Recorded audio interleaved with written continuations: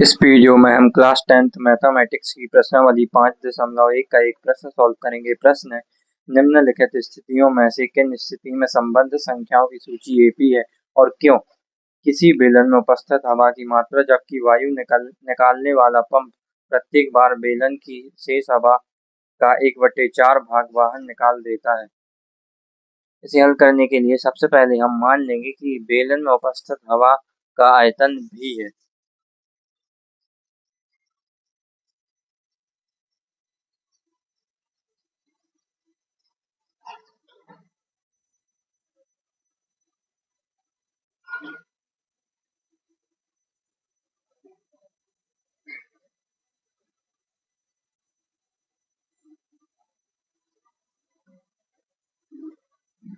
ये जो आयतन हुआ ये प्रथम स्थिति में आयतन हुआ,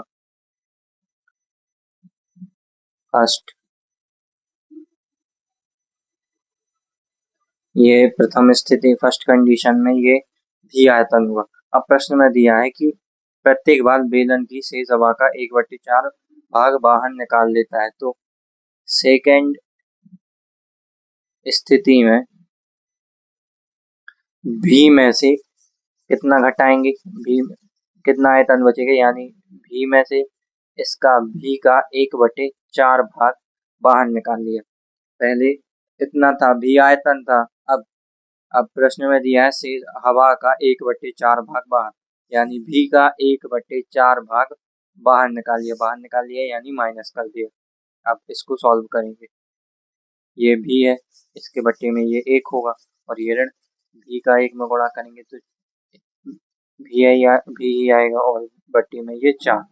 अब 4 का यहाँ पर गुणा करेंगे तो 4 भी आएगा, 1 का यहाँ पर गुणा करेंगे तो ये भी आएगा और बट्टे में 4 का 1 में गुणा करेंगे तो 4 आएगा।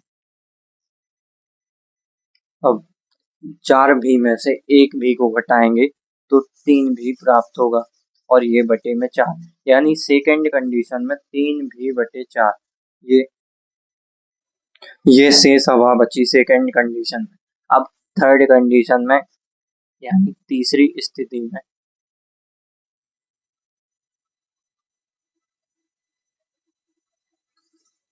हवा का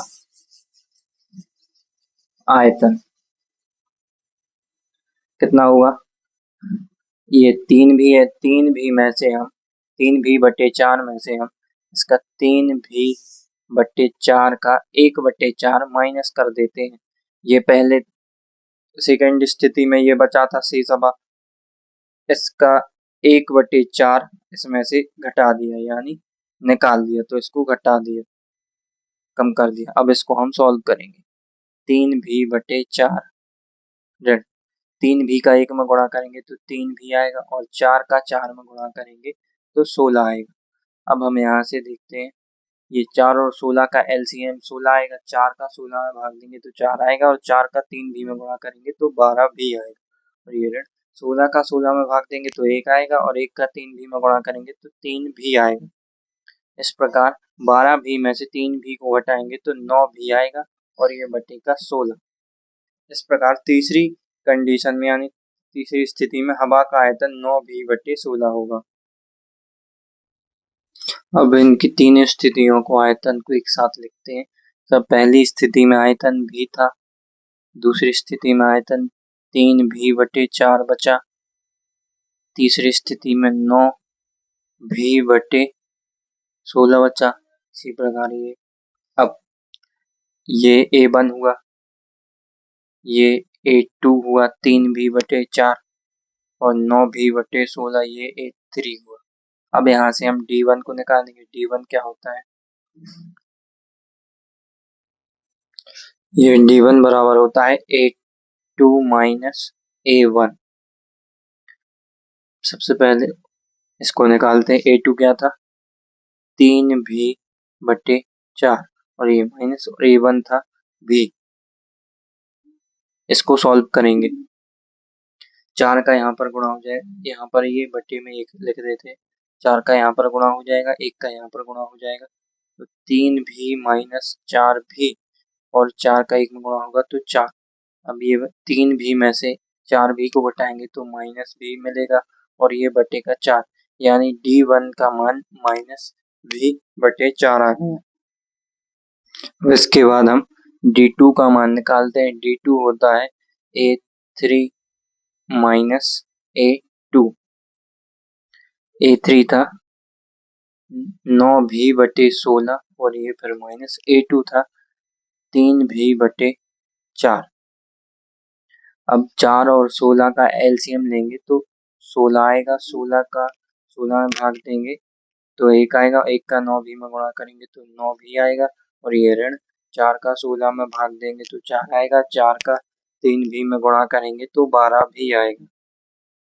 अब इसके बाद 9V - 12V करेंगे तो हमें ऋण का 3V प्राप्त होगा और ये बटे में 16, ये मान प्राप्त होगा हमें D2 का।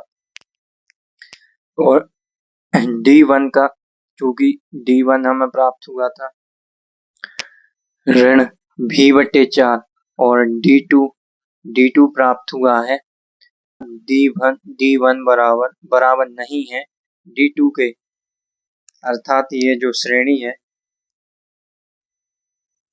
वो AP नहीं है, क्योंकि इसका जो वो जो पदों के बीच का जो अंतर है, पिछले पद के बीच का अंतर एक निश्चित संख्या नहीं है, क्योंकि यहाँ पर A2 में से A1 को घटाया तो -V/4 प्राप्त हो रहा है और A3 में से A2 को घटाया तो ऋण 3V/16 प्राप्त हो रहा है। यानी इसका जो अपने पिछले पद का अंतर और इससे वो बराबर नहीं है, यानी D1 बराबर नहीं D2 है, अर्थात ये AP नहीं। ये हमने उत्तर में लिख दिया।